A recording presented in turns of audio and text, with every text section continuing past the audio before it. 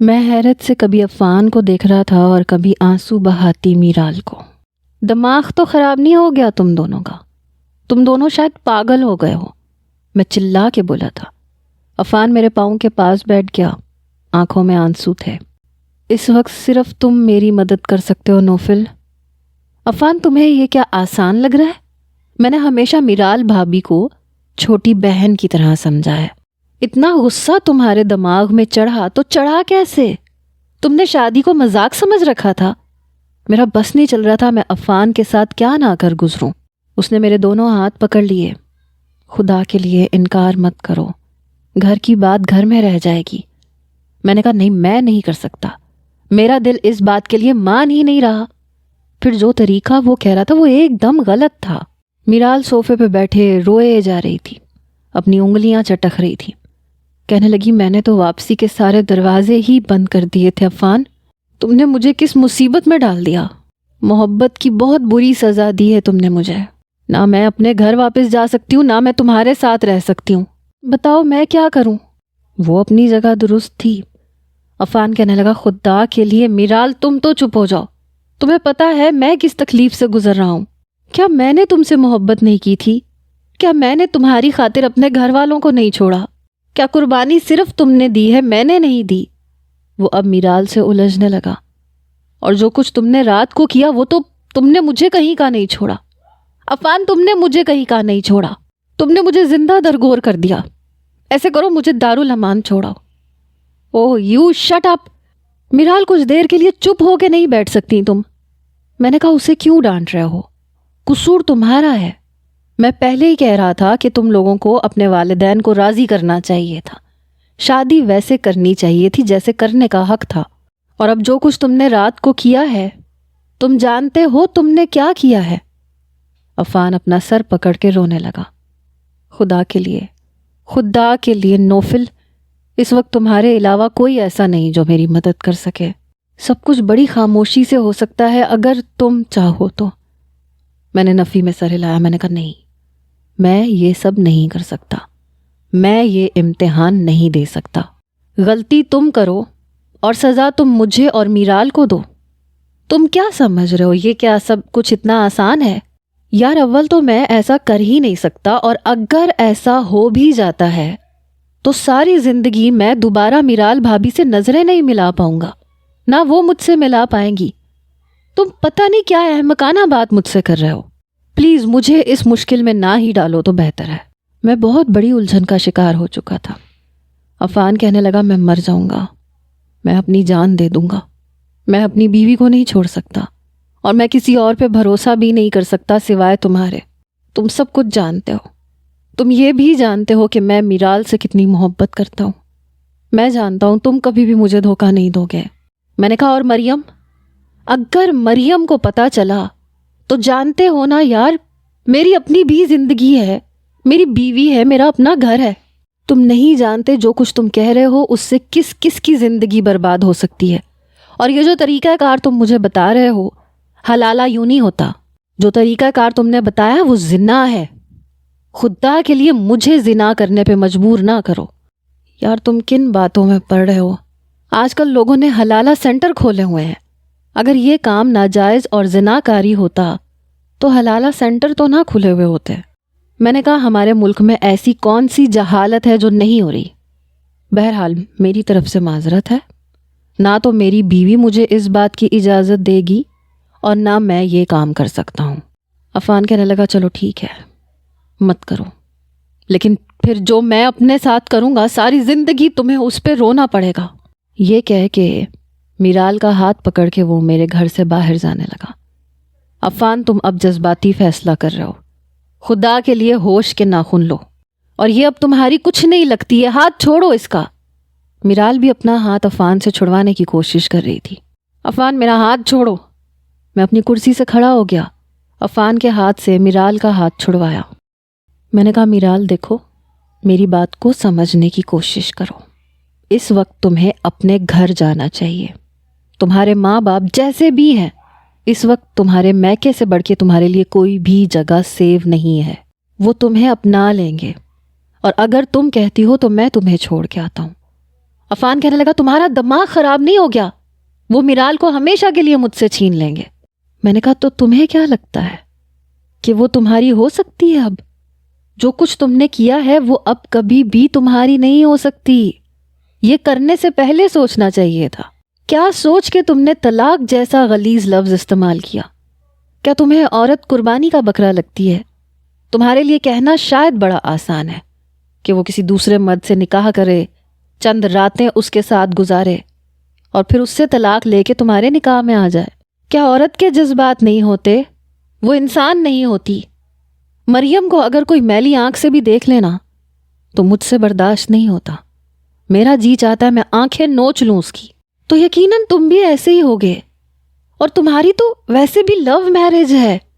کیا تم یہ برداشت کر لو گے کہ تمہاری بیوی کے ساتھ کوئی غیر مرد رات گزارے؟ یا میرال یہ آزمائش دے سکے گی؟ عفان، یہ آسان نہیں ہے جسے تم آسان سمجھ رہے ہو۔ مرد عورت کے معاملے میں جب اتنا پوزیسو ہو سکتا ہے تو تم عورت کا سوچو۔ کوئی غلط ٹچ بھی کر جائے تو عورت کانپ کے رہ جاتی ہے۔ کیوں آزمائش تم میرال سے مانگ رہے ہو؟ مجھے نہیں لگتا کہ وہ یہ کر سکتی ہے۔ عفان کہنے لگا اسی لیے تمہارے پاس آیا تھا۔ مجھے تم پہ بھروسہ ہے، اندھا بھروسہ ہے تم پہ۔ تم میری بیوی کے ساتھ کوئی غیر انسانی سلوک نہیں کرو گے۔ میں کس دل سے یہ سب کچھ کہہ رہا ہوں یہ میں جانتا ہوں۔ کسی غیر کے حوالے نہیں کر سکتا اسے میں۔ میرال کہنے لگی مجھے کرنا ہی نہیں ہے، ایسا کچھ بھی نہیں کرنا، میں ایسی کوئی آزمائش دینے کے لیے تیار ہی نہیں ہوں۔ بس تم مجھے کسی دارالحمان میں چھوڑ دو۔ دیکھ لی میں نے تمہاری محبت، ایک آزمائش میں دے چکی ہوں اپنے گھر والوں کو چھوڑ کے، دوسری نہیں دوں گی میں۔ شاید اسی بات کی سزا مل رہی ہے مجھے کہ میں نے اپنے گھر والوں کے خلاف جا کے تم سے شادی کی تھی۔ میں نہ یہاں کی رہی نہ وہاں کی۔ یہ کہہ کے وہ پھوٹ پھوٹ کے رونے لگی۔ میں نے کہا بھابھی آپ چپ کر جائیں پلیز۔ عفان کہنے لگا ٹھیک ہے، صرف تم جانتی ہو کہ میں نے تمہیں طلاق دی ہے یا میں جانتا ہوں کہ ہمارے بیچ میں اب ایسا کوئی رشتہ نہیں ہے، یا پھر نوفل جانتا ہے؟ ایسا کرتے ہیں کسی سے کچھ کہتے ہی نہیں ہیں، یوں ہی زندگی گزار لیتے ہیں۔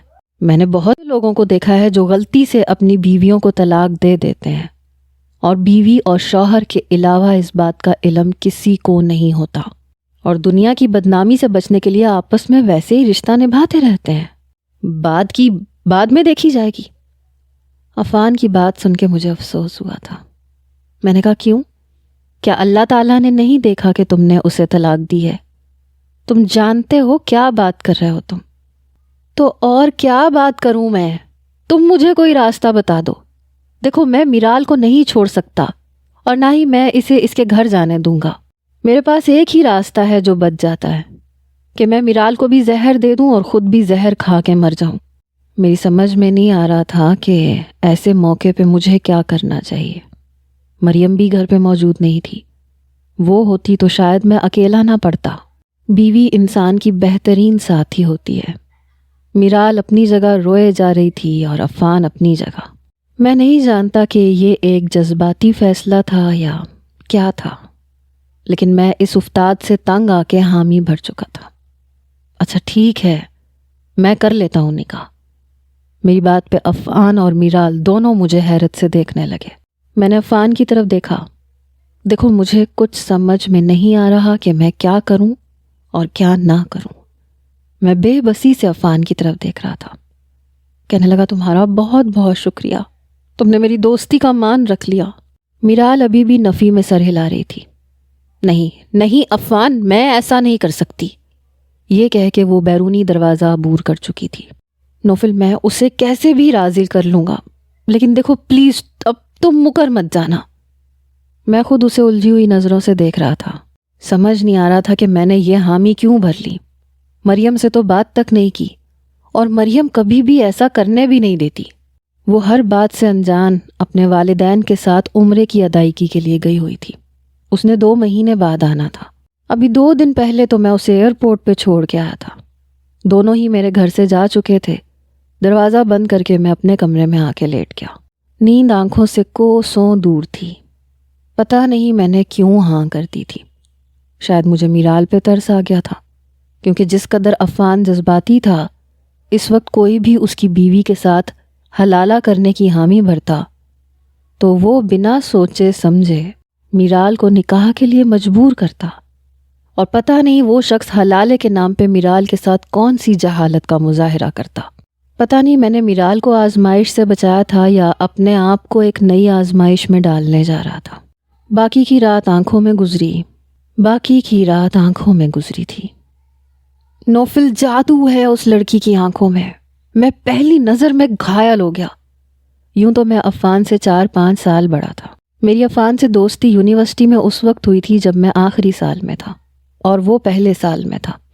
یونیورسٹی میں پڑھائی کے معاملے میں کافی مشہور تھا، اس لیے فری پیریڈ میں یونیورسٹی میں ان لڑکوں کو ٹیوشن پڑھا دیا کرتا تھا جو نئے یونیورسٹی میں آئے تھے اور انہیں پڑھائی میں مشکل پیش آتی تھی۔ یوں تو لڑکیوں کو بھی ٹیوشن دے دیتا تھا۔ وہیں میری عفان سے الیک سلیک ہوئی۔ کافی شوخ مزاج قسم کا نوجوان تھا۔ بڑے دوستانہ ماحول میں اسے پڑھانے لگا، فیس بھی اچھی مل رہی تھی۔ لیکن عفان سے میری دوستی بہت کم عرصے میں بہت اچھی ہو گئی۔ اسے میری عادتیں بہت ہی زیادہ اچھی لگتی تھیں۔ کہتا تھا کہ تم بہت ہی شریف قسم کے نوجوان ہو، میں نے اپنی زندگی میں تم جیسا شریف انسان نہیں دیکھا۔ میں نے کہا کہ مجھے تم کافی شرارتی قسم کے نوجوان لگتے ہو۔ آگے سے ہنسنے لگ جاتا تھا۔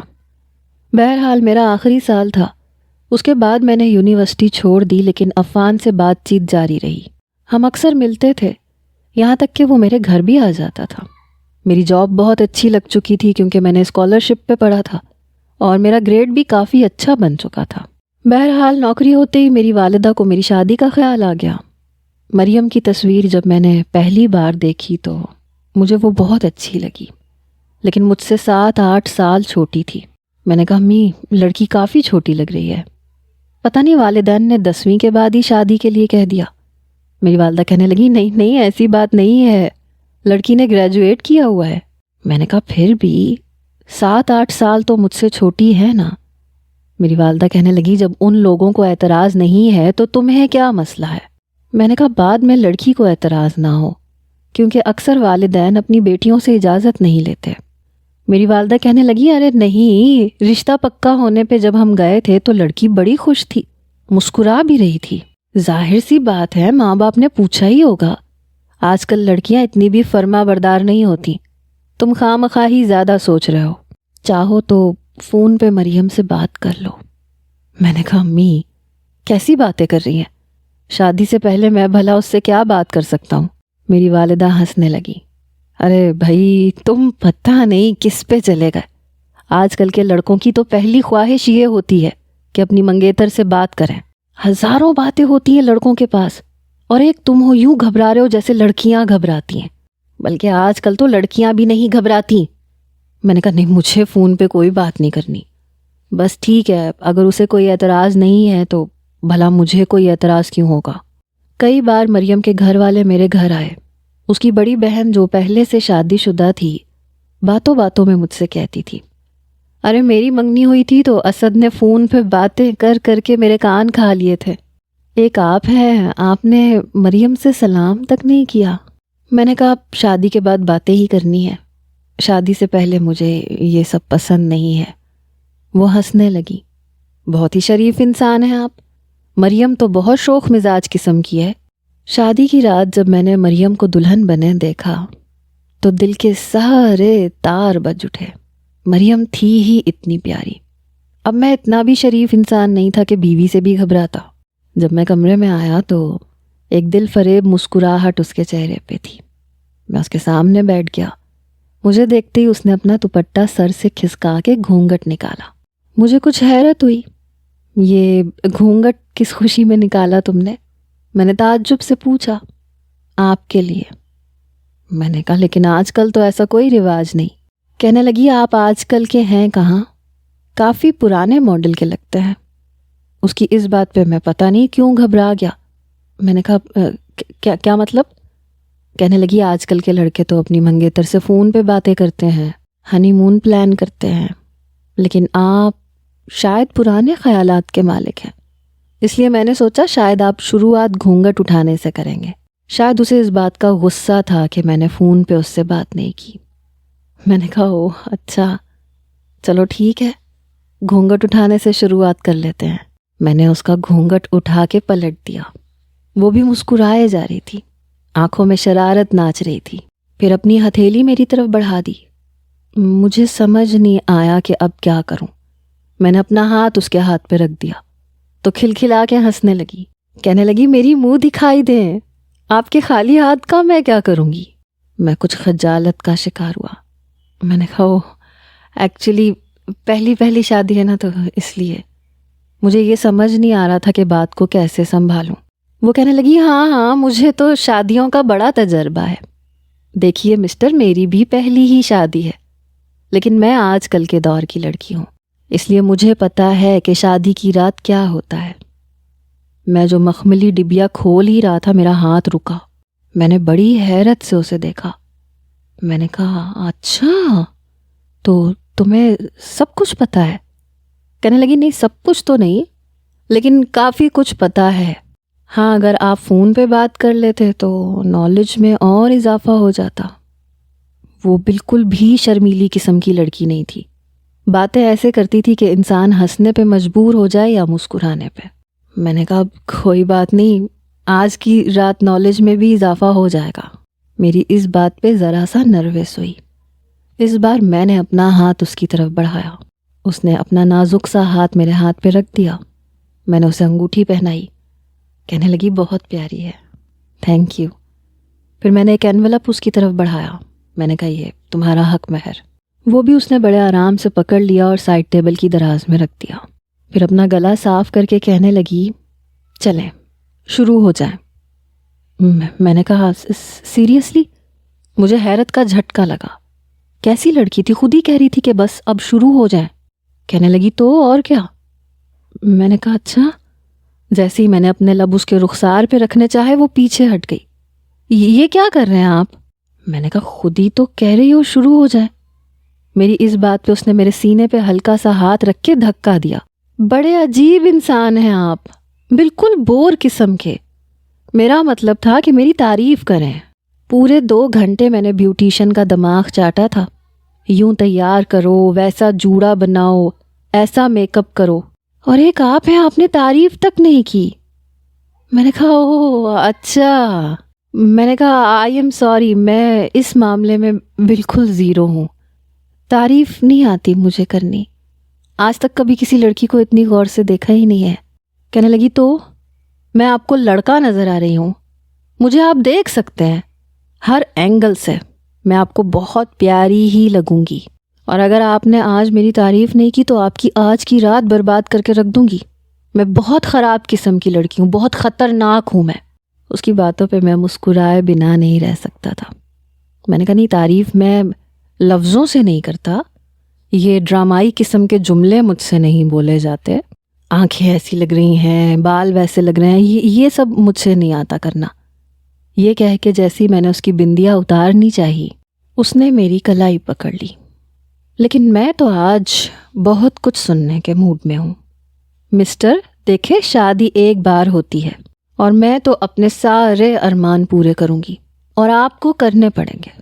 نو تعریف، نو ریلیشن شپ۔ اس نے مجھے بڑی مشکل میں ڈال دیا۔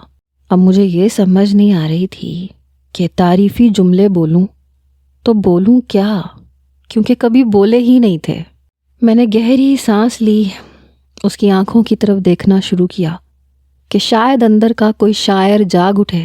تمہاری آنکھیں بہت پیاری ہیں، چھوٹی چھوٹی سی، چنی منی، اور ناک بس ٹھیک ہے، تھوڑا سا پھیلا ہوا سا لگ رہا ہے، لیکن اٹس اوکے۔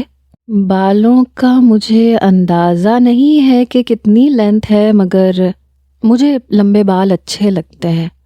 میری تعریف شاید اسے پسند نہیں آئی۔ اسے آپ تعریف کہتے ہیں؟ آپ تو میرے حسین نقوش میں بھی کیڑے نکال رہے ہیں۔ یہ کہہ کے وہ غصے سے اٹھ کے کھڑی ہو گئی، الماری میں سے اپنا آرام دہ لباس نکالا، ڈریسنگ کے سامنے جا کے بیٹھ گئی، غصے سے اپنے زیورات اتارنے لگی۔ اب میں آج کی رات بیوی کی ناراضگی دیکھنے کے موڈ میں نہیں تھا، اس لیے اٹھ کے اس کے پیچھے کھڑا ہو گیا۔ لاؤ نیکلس میں اتار دیتا ہوں۔ وہ کہنے لگی جی نہیں شکریہ، آج تک اتنی بری تعریف میری کسی نے نہیں کی جتنی آپ نے کی ہے۔ کیا فائدہ شادی کرنے کا، کیا کیا نہیں سوچا تھا میں نے۔ شوہر میری آنکھوں کی تعریف کرے گا، میرے حسن کے قصیدے پڑھے گا، اور یہاں میری آنکھیں آپ کو چننی مننی لگ رہی ہیں۔ وہ ناراض سی بول رہی تھی۔ اوپر سے میرا ستواں ناک آپ کو پھیلا ہوا لگ رہا ہے، پتہ بھی ہے کہ… میں اس کی گردن پہ اپنے لب رکھ چکا تھا۔ اس کی بولتی بند ہوئی، اس کی دھڑکنیں تیز ہو گئی۔ تعریف مجھے نہیں آتی مریم، بس محبت کرنی آتی ہے، اور اس میں تمہیں شکایت کا موقع نہیں دوں گا۔ اسے چپ کروانے کا بس یہی ایک طریقہ بچا تھا۔ اس کا نیکلس اور اس کے باقی کے زیورات میں نے اتارے۔ اس بار وہ نروس سی لگ رہی تھی، کیونکہ میری گستاخیاں بھی جاری تھیں۔ جب وہ چینج کر کے واش روم سے باہر آئی تو بیڈ تک میں اسے گود میں اٹھا کے لے کے گیا تھا۔ وہ رات ہم دونوں کے لیے یادگار تھی، کیونکہ مریم نے میرا ساتھ دیا تھا۔ میری زندگی میں خوش رنگ مریم کی شوخ طبیعت کی وجہ سے رنگ بھرے تھے۔ میں لیپ ٹاپ پہ کام کر رہا ہوتا تو میرے کندھے پہ سر رکھ دیتی، مریم پلیز یار کام کرنے دو، مگر اس کی شرارتیں شروع ہو جاتی تھیں۔ کبھی میری گردن پہ اس کے ہونٹوں کا سفر شروع ہو جاتا، میں بری طرح پزل ہو جاتا۔ مریم بس 10 منٹ پلیز، میں اسے منت بھرے لہجے میں کہتا۔ ہاں تو میں نے کب منع کیا ہے، کر لیں کام، میں کہاں کچھ کہہ رہی ہوں۔ میں دوبارہ سے لیپ ٹاپ پہ ٹائپنگ شروع کر دیتا۔ وہ میری شرٹ کے بٹن کھول کے اپنا ہاتھ پھیرنا شروع کر دیتی۔ میں اسے غصے سے دیکھتا، وہ کھلکھلا کے ہنسنے لگتی۔ کام کریں نوفل، میں نے کیا کہا ہے آپ کو، کچھ کہا ہے آپ کو، اپنا کام کریں، بڑی معصوم شکل بنا کے کہتی۔ آنکھوں میں شرارت ناچ رہی ہوتی تھی۔ میں تنگ آ کے لیپ ٹاپ بند کر دیتا۔ میرے ارادے بھانپ کے وہ بیڈ سے کھسکنے کے موڈ میں تھی، مگر میں اسے اپنی گرفت میں لے چکا تھا۔ بہت شرارتیں سوچتی ہے تمہیں، میں نے کیا کیا ہے؟ میں نے کہا بتاؤں تمہیں؟ اب اگر شرارت کرو گی تو رکو گی نہیں پھر۔ نوفل پلیز، اس کا احتجاج شروع ہو جاتا، پھر میں اس کی نہیں سنتا تھا۔ زندگی بے حد حسین گزر رہی تھی۔ شادی کے چند ماہ بعد ہی میری کمپنی نے مجھے اسلام آباد بھیج دیا۔ اب میں اور مریم اکیلے رہتے تھے۔ کام کی وجہ سے میں لیٹ ہو جاتا تو مریم کا موڈ آف ہو جاتا تھا۔ اللہ نے مجھے بڈھا شوہر دے دیا، اتنے خوبصورت شہر میں لا کے بھی مجھے کہیں گھمانے نہیں لے کے جاتا، بس کام کام کام۔ مجھے ڈائریکٹ کچھ نہیں کہتی تھی، بس کچن میں کھڑی بلند آواز میں انڈائریکٹ مجھے باتیں سناتی رہتی تھی۔ مریم کھانا بن گیا یا نہیں؟ میں تھکا ہوا واپس آیا تھا، بھوک بھی لگ رہی تھی۔ ہاں میں تو مفت کی باورچن ہوں، میرا تو یہی کام ہے۔ شادی میں نے اسی لیے تو کی تھی کہ لاڈ صاحب کے لیے فرمائشی کھانے بناؤں، گھر کی صفائی کروں۔ میری تو اپنی کوئی زندگی ہے ہی نہیں، مریم تو ہے ہی ملازمہ۔ میں جو نہانے کا سوچ رہا تھا کچن میں آ گیا۔ وہ ساتھ ساتھ روٹی بیل رہی تھی، ساتھ ساتھ شکوے کر رہی تھی۔ میں نے اسے کمر سے اپنے حصار میں لیا۔ نوفل چھوڑے مجھے، زیادہ مکھن لگانے کی ضرورت نہیں ہے۔ اس کے رخسار پہ میں نے ذرا سا کاٹا۔ کیا چاہتی ہو تم؟ تمہارے پہلو سے بندھا رہا کروں؟ میری بات پہ کہنے لگی، میرے ایسے نصیب کہاں نوفل صاحب، آپ کی دھوکے بازیوں میں مجھے آنا ہی نہیں چاہیے تھا۔ آپ نے کہا اسلام آباد جانا ہے، میں سمجھی پتہ نہیں میری زندگی رومانٹک ہونے والی ہے، لیکن نہیں، وہی آفس وہی ڈیوٹی۔ مجھے کیا فائدہ؟ ایسا کریں آپ مجھے واپس کراچی بھیج دیں، آنٹی انکل کے ساتھ زیادہ انجوائے کر سکتی ہوں۔ میں نے کہا شادی اس لیے تھوڑی کی تھی میں نے کہ بیوی کو اماں ابا کی خدمت کے لیے چھوڑ دوں۔ شادی اس لیے کی تھی تاکہ اس سے پہلے کہ میں بات مکمل کرتا اس نے میری بات اچک لی۔ جانتی ہوں میں، آپ نے شادی اس لیے کی تھی تاکہ آپ کو پکا ہوا کھانا مل سکے، کپڑے استری مل سکے، گھر صاف مل سکے۔ میں نے کہا دیکھو ابھی میں یہاں شفٹ ہوا ہوں، مجھے کچھ وقت دو، جیسے ہی سب کچھ سیٹل ہوگا میں تمہیں لے جاؤں گا، گھوم پھر لینا، اسلام آباد، مری، جہاں کہوگی۔ وہ کہنے لگی آپ کے جھوٹے بہانوں میں نہیں آؤں گی۔ میں نے کہا اچھا ٹھیک ہے، کھانا کھا کے لانگ ڈرائیو پہ چلتے ہیں۔ پھر جا کے اس کا موڈ ٹھیک ہوا۔ کھانا کھانے کے بعد میں اسے لانگ ڈرائیو پہ لے گیا، آئس کریم کھلائی، کافی دیر باتیں کرتا رہا۔ وہ ایسی ہی تھی، اپنی ہر بات مجھ سے منوانے والی۔ بیویوں کی طرح وہ مجھے بازو سے ہلا کے نہیں اٹھاتی تھی، کبھی میرے کان میں تنکا گھمانے لگتی تھی، کبھی گرم گرم چائے میں میری انگلی ڈال دیتی۔ مریم کی بچی، یہ کیا حرکت ہے؟ نوفل صاحب حرکت میں برکت ہے، اٹھ جائے ورنہ آفس سے لیٹ ہو جائیں گے۔ کبھی میں لیپ ٹاپ پہ ضروری کام کر رہا ہوتا تو میرے پاؤں میں اپنی انگلی کا ناخن چلانے لگتی، مریم باز آ جاؤ، لیکن اس پہ تو جیسے اثر ہی نہیں ہوتا تھا۔ مجبوراً مجھے ہی اپنا سارا کام ایک طرف رکھ کے اس کے پاس آنا پڑتا۔ تمہیں شرافت کی زبان سمجھ میں نہیں آتی ہاں؟ اس کے دونوں ہاتھ میں بیڈ پہ اپنے ہاتھوں سے جکڑ کے غصے سے کہتا۔ نہیں آتی، یہ میرا وقت ہے نوفل، اور اس وقت پہ میرا حق ہے، اور میں اپنے حق پہ کسی دوسرے کی مداخلت برداشت کر ہی نہیں سکتی، چاہے پھر وہ آپ کے آفس کا کام ہی کیوں نہ ہو۔ مجھے اس سے بھی جیلسی فیل ہوتی ہے۔ ایسی ہی تھی وہ، اگر شاپنگ کے دوران کوئی لڑکی مجھے 5 منٹ بھی دیکھ لیتی تو لڑنے لگتی تھی۔ کیا بات ہے، میرے شوہر کو کیوں اتنے غور سے دیکھ رہی ہو؟ نظر لگاؤ گی کیا؟ میں مریم کی اس عادت سے کبھی کبھی زچ ہونے لگتا۔ مریم یہ کیا کر رہی ہو؟ اس کا ہاتھ پکڑ کے اسے مال سے باہر لے آتا۔ ہاں تو آپ کو کیوں دیکھ رہی تھی؟ ہوتی کون ہے آپ کو دیکھنے والی؟ مریم پلیز، یہ پبلک پوائنٹ ہے، یہاں پہ سب کی ایک دوسرے پہ نظر پڑ جاتی ہے۔ نظر پڑنا سمجھ میں آتا ہے نوفل، بنا آنکھ جھپکائے وہ کون ہوتی ہے آپ کو دیکھنے والی؟ اس کا تو غصے سے برا حال تھا۔ پھر اسی لڑکی کو پلٹ کے دیکھا، کہنے لگی اے تمہارے گھر میں باپ بھائی نہیں ہے کیا جو میرے شوہر کو دیکھ رہی ہو؟ مریم چلو یہاں سے، آئندہ تم میرے ساتھ مارکیٹ میں نہیں آؤ گی۔ مجھے غصہ آنے لگا، بہت سے لوگ ہمیں دیکھ رہے تھے۔ میں کیوں نہیں آؤں گی؟ میں تو ضرور آؤں گی۔ نوفل، مجھے ان مردوں سے سخت نفرت ہے جو بیوی کے ہوتے ہوئے باہر نین مٹکا کریں، اس لیے سوچنا بھی مت۔ وہ مجھے دھمکی دے رہی تھی۔ Maryam are you in your senses? میں دیکھوں گا کسی اور لڑکی کو، تمہارے علاوہ میری نظر کسی اور پہ پڑ ہی نہیں سکتی، سمجھی؟ اور مجھے ویسے بھی یہ سب کچھ اچھا نہیں لگتا۔ میں واقعی ایسا ہی تھا، پڑھنی بھی نہیں چاہیے، میں جان لے لوں گی اس لڑکی کی بھی اور آپ کی بھی، بڑے جارحانہ انداز سے وہ کہتی تھی۔ ایک بار رات کے وقت تیز بارش شروع ہو گئی۔ میں گہری نیند میں سو رہا تھا جب مجھے لگا کہ میرے چہرے پہ مریم اپنی انگلی پھیر رہی ہے۔ مریم یار سونے بھی دو۔ نوفل اٹھو نا، دیکھو نا باہر کتنے مزے کی بارش ہو رہی ہے۔ میں نے کہا پلیز یار، رات کے اس پہر میں بالکل بھی تمہیں اجازت نہیں دوں گا کہ تم بارش میں بھیگو۔ اسے اپنے اندر سمیٹتے ہوئے میں نے بند آنکھوں سے کہا، میں اکیلی نہیں بھیگوں گی، آپ میرے ساتھ بھیگیں گے۔ نو مریم نو، سو جاؤ، یہ کوئی وقت نہیں ہے بارش میں نہانے کا۔ نوفل، کیا بارش میں نہانے کا بھی کوئی وقت ہوتا ہے؟ چلو نا پلیز۔ Know never. میں نے آدھی نیند میں اسے اپنے اندر اس لیے سمیٹ رکھا تھا تاکہ وہ اکیلی نہانے باہر نہ چلی جائے۔ سردیوں کی بارش تھی، اس پہ اسلام آباد جیسا شہر، اور پھر رات کی بارش، وہ یقیناً بیمار پڑ جاتی۔